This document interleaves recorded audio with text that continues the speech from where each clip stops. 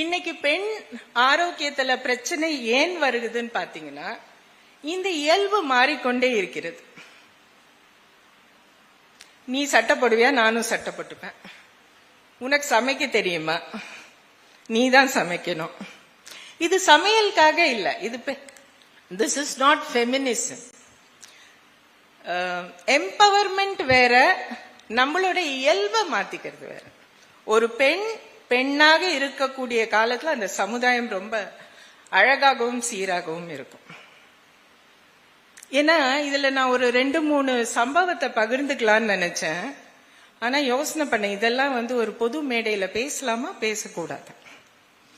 ஒரு ரொம்ப நாள் முன்னால டிவில ஆல் இண்டியா அந்த மாதிரி இந்த ரெகுலர் டிவில ஒரு நிகழ்ச்சி நடக்கும். அந்த நிகழ்ச்சியோட பேர் மறந்துட்டேன். ஆரம்பிக்கும் போது உண்மையை தவிர வேற எதுவும் இல்லைன்னு சொல்லி ஆரம்பிப்பாங்க. I forgot the name of the programme. So உங்ககிட்ட நான் ஒரு 2-3 சம்பவத்தை பகிர்ந்துக்க போறேன். இது உண்மை, மிகையல்ல, அதிகமாகவும் சொல்லல, குறைவாகவும் சொல்லல, நடந்ததை நடந்தபடி. முதல்ல ஒரு பெண் வந்தாங்க. ஒரு 16-17 வயது இருக்கும்.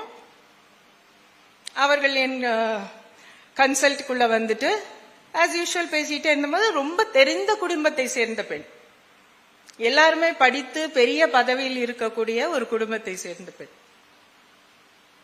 அவங்க என்ன சொன்னாங்க, எனக்கு மாதவிடாய் தள்ளி போயிருக்கு. சரிம்மா, ஓகே, டெஸ்ட் பண்ணிக்கலாம், கவலைப்படாத, தைராய்டு செக் பண்ணலாம், இது செக் பண்ணலாம், ஹார்மோன் செக் பண்ணலாம். இல்ல மேடம், நான் பார்த்துட்டேன், நான் பிரெக்னெண்டா இருக்கேன். எனக்கே கொஞ்சம் ஷாக்கு.